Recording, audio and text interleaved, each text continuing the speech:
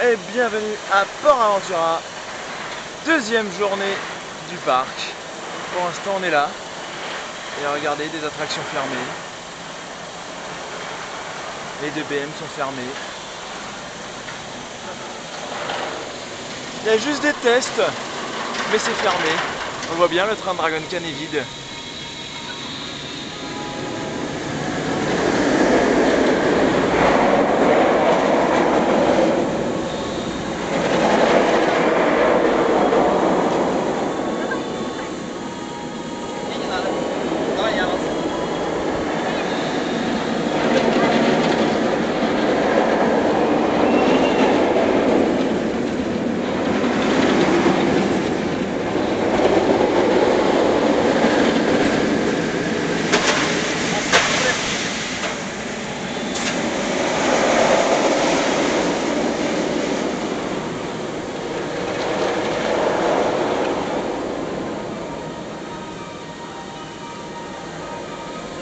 Ah bah ça freine moins le matin.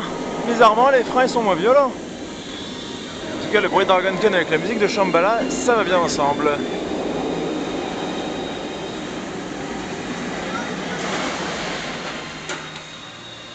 Ah vivement que ça ouvre quand même. C'est déprimant de voir deux BM tourner sans pouvoir monter dedans.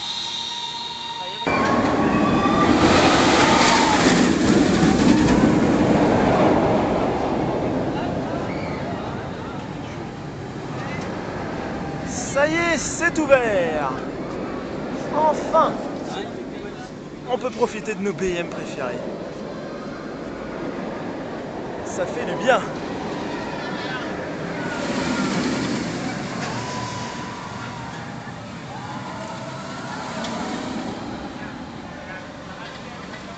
C'est le matin et Shambhala est déjà en grande forme.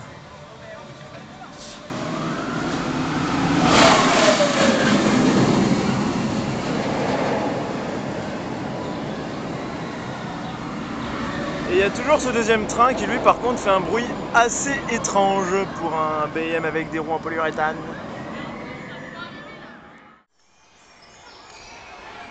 Bon, trêve de ride, on va aller manger. Et on va passer par une zone que je n'ai jamais filmée jusque là. La zone Mexico. Qu'on peut aussi appeler la deuxième zone la plus boisée du parc. C'est aussi la zone où il y a ça. Mais qu'encore une fois, je n'aurai pas la chance de faire aujourd'hui. Bon, déjà l'attraction était censée ouvrir à 11h. Il est 11h passé. Et c'est toujours pas ouvert. Intamine. Et surtout, il y a déjà du monde. Et ça c'est chiant parce qu'il n'y a pas d'express. Ouvre à 11h30. Ah, d'accord. C'est pas 11h, mais 11h30. Ça change tout. Effectivement, il n'est pas encore 11h30. Mais il y a déjà du monde qui attend devant. Sniff. Oh mon dieu, ce truc est d'une intensité. Mais c'est quoi? Ah d'accord, c'est un polype, mais avec des harnais. Super.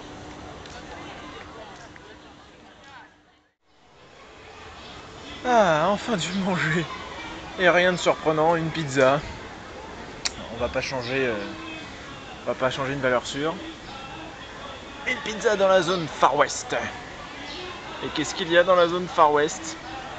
Il y a quelque chose d'horrible, de redouté. Un film d'horreur vivant.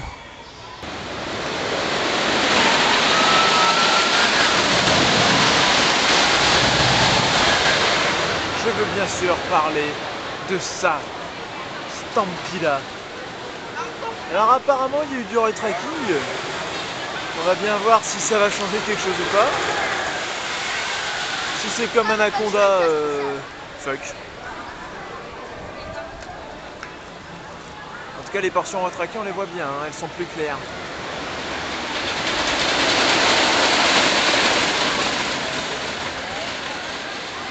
La première solution dans un premier temps ce serait de changer ces horribles trains.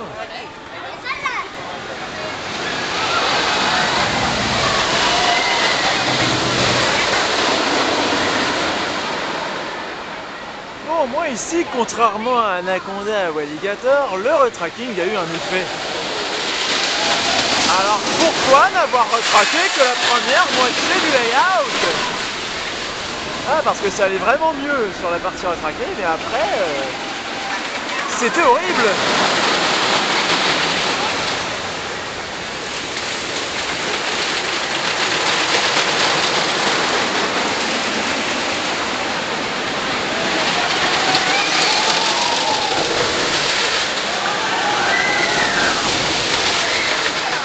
Notamment sur la fin, là, ça éclate encore les côtes.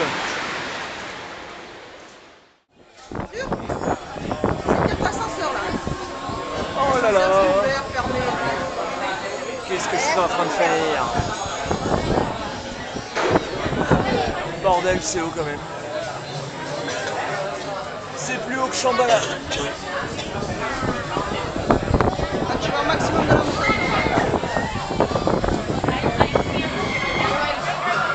Et ça retombe là. Coucou.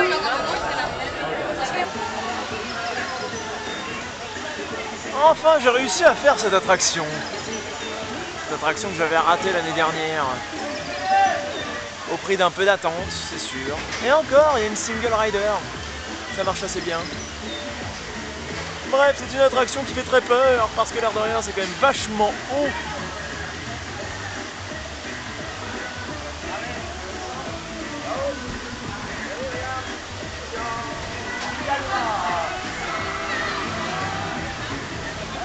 Mais c'était bien sympa. Flippant, mais sympa.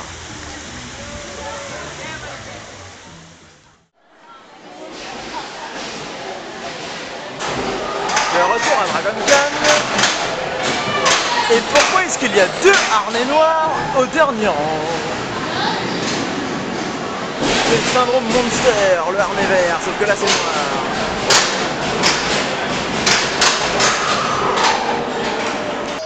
Quitte à avoir des harnais de couleurs différentes, j'aimerais bien que Dragon Khan devienne comme le Monster au niveau de sa zone de frein.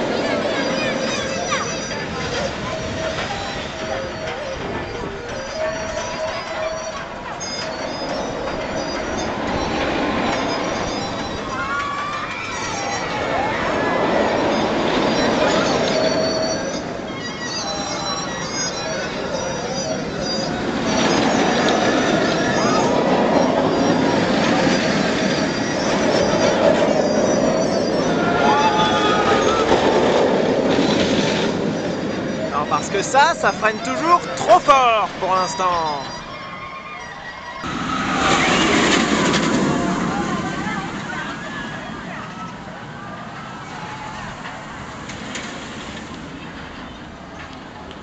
Allons voir encore. Et comme il fait très chaud, je suis sûr que je vais le refaire encore. Et ceci était encore un jeu de mots de merde. Coucou. Ne nous attendons pas sur les BM, hein. On va pas non plus se faire détourner pour une fois qu'on va faire autre chose que du coaster.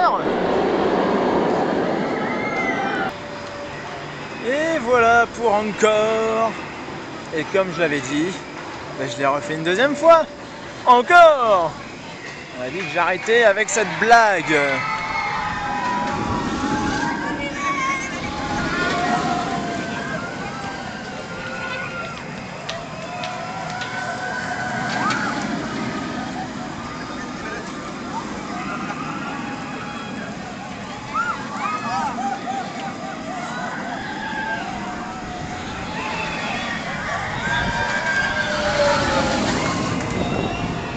Et d'encore, on voit aussi très bien Shambhala.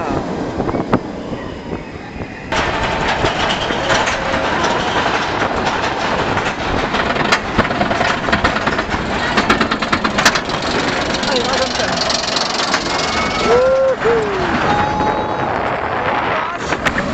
Wow.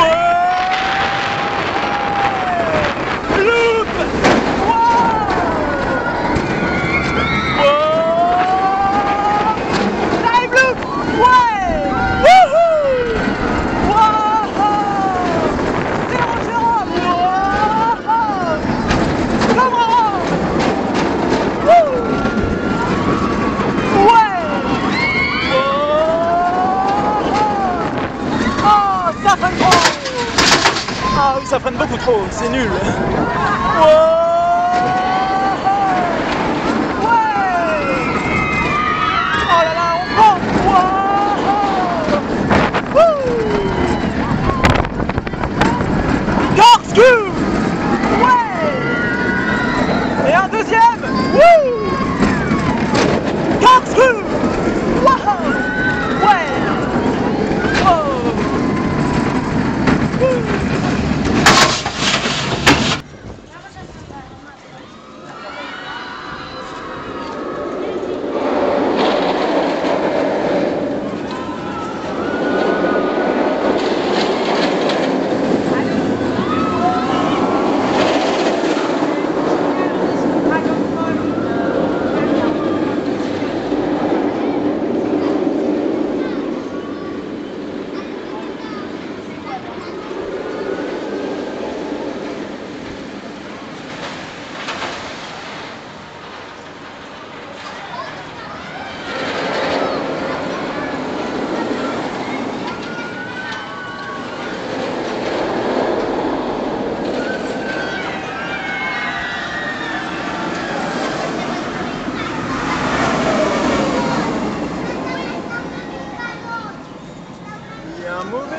Qui se dirige sur les coasters.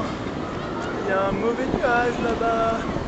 Et en plus, il y a du vent qui se lève. C'est pas très rassurant.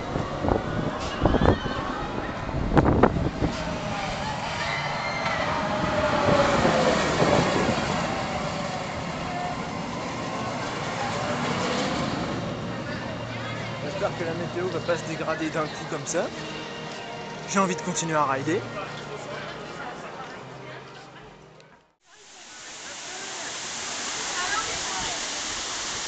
Celui qui a conçu cette théma est un vrai gland. Bon, il a réussi quand même à faire un joli gland. Par contre, autre question. Que vient foutre le gland de l'âge de glace dans le land polynésien? Alors là, c'est parfait. Vu la température qu'il fait, moi je reste ici. C'est trop bien, c'est trop rafraîchissant. En fait, je m'en fous un peu de l'attraction. Il y a juste la file d'attente qui est bien. Avec des cascades. Oh. Et en parlant de cascades, on va aller en voir une, mais qui nous mouille vraiment. Pas une cascade qu'on peut juste admirer. Non, non. Un truc qui mouille pour de vrai.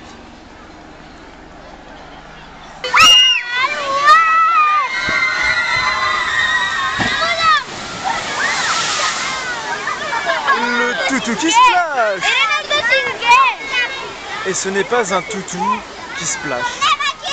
Est-ce que cette blague était nulle?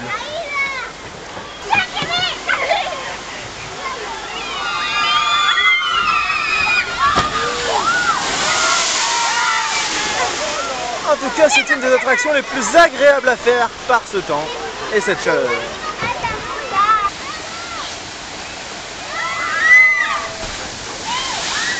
Et puis c'est même pas la seule drop. Il y a cette petite chose aussi, mais ça mouille l'air de rien.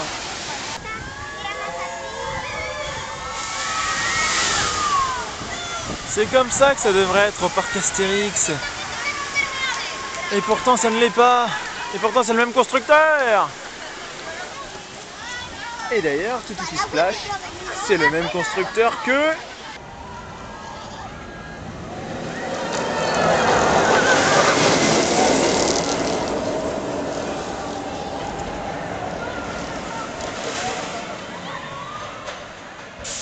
Et d'ailleurs, on a eu beaucoup de chance.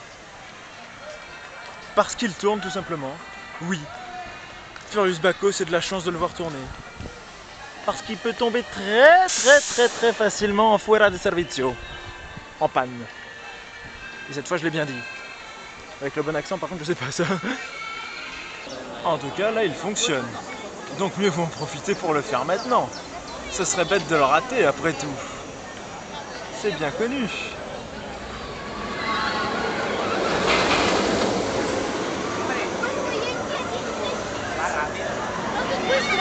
Один круг и все.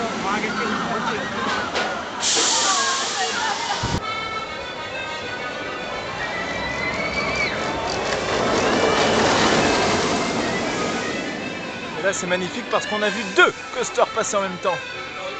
Ah, le ride de Furious Baco était éprouvant. Il faut reprendre des forces.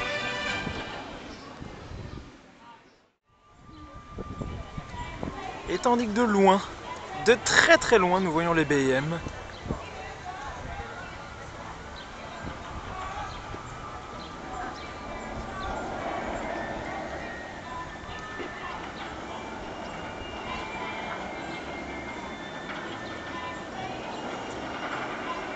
Et on peut, l'air de rien, entendre Dragon Khan d'ici.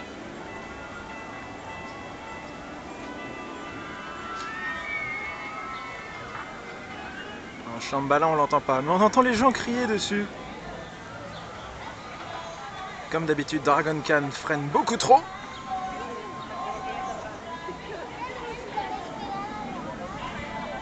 On aurait dit qu'il allait faire un rollback dans le loop, quoi. Impensable pour un BM avec du nylon.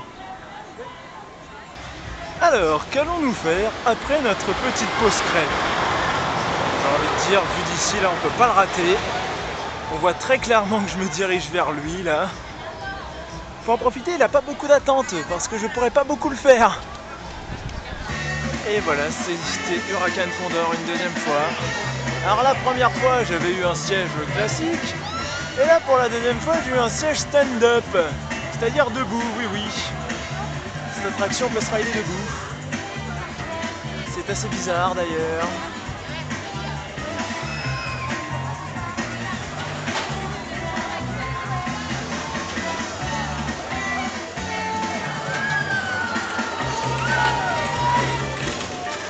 Et ça tombe quand même de haut.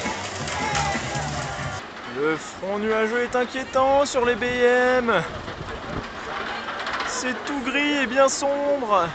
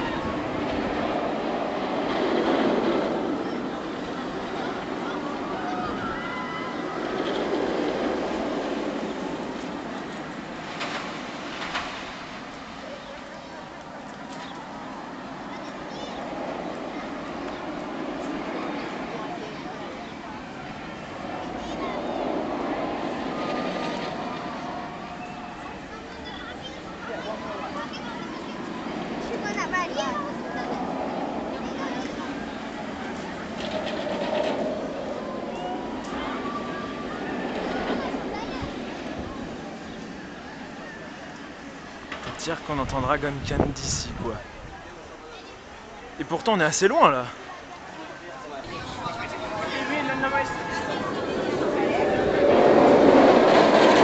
Et comme j'adore déjà ce bruit de loin, vous imaginez que de près,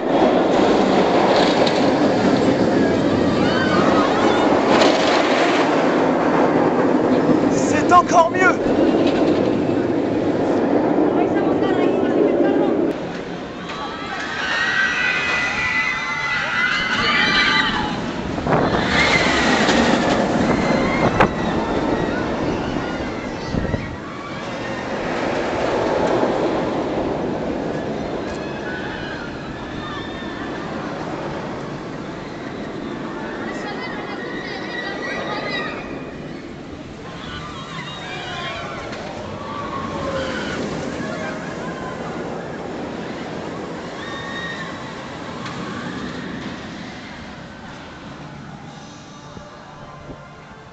Ce panneau montre la meilleure direction à suivre. Mais je vais suivre celui-là d'abord.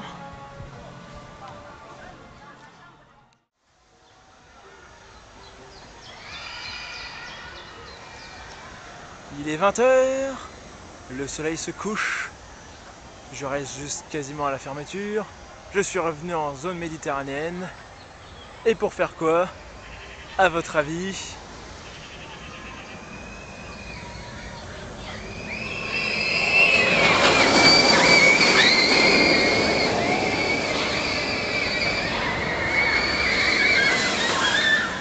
Pas Furious Baco. Non. Une fois par jour, ça suffit. Parce que ce truc-là, Il te détruit tous tes os. Bon, c'est marrant à faire une fois par jour parce qu'il y a quand même un putain de launch qui fait passer Rock et même Bluefire pour des kiddie coasters. Mais le reste, c'est un peu trop douloureux. Non, si je suis revenu ici, c'est pour aller manger. Et cette fois-ci, ce sera un croque-monsieur qu'on mange juste à côté de notre machine à vibration préférée.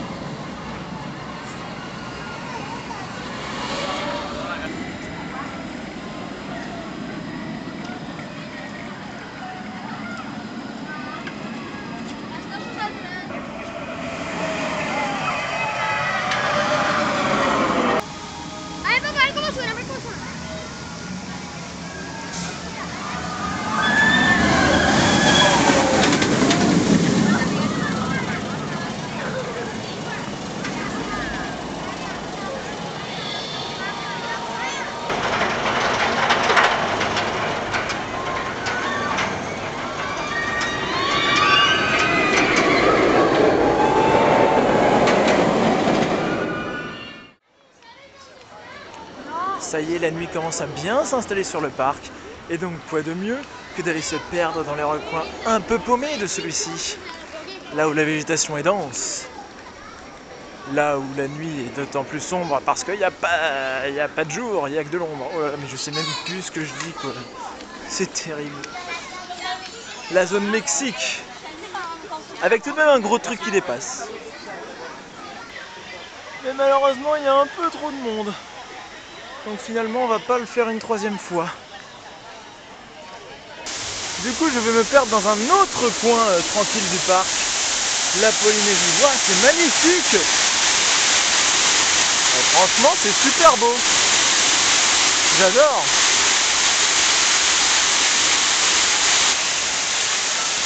Comme c'est joli. C'est même mieux éclairé qu'à Disney. C'est mieux mis en valeur, je trouve. En plus, j'ai tellement mal aux pieds. Et là, je pourrais rester là.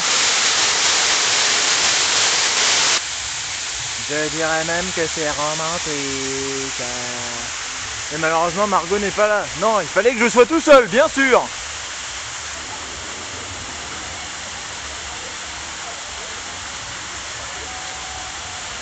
Je crois qu'il y a un train de Shambhala qui est passé. Quitte à rester dans le tropical paradisiaque, allons voir Tutuki Splash, dont la file d'attente est complètement sombre. Voilà, il y a genre 2 lights. C'est génial.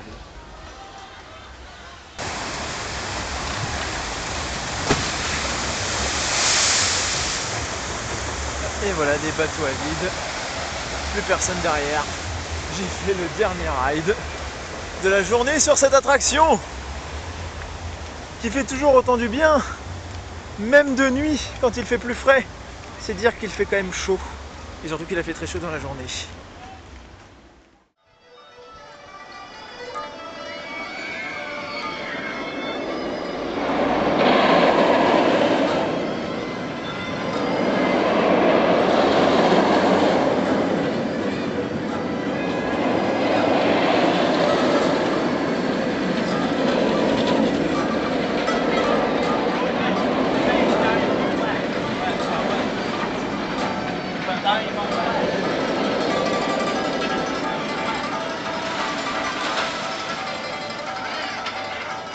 C'est assez conceptuel comme off-ride. On ne le voit pas parce qu'il n'est pas assez éclairé, mais on l'entend. Par contre, Shambhala, on le voit bien lui.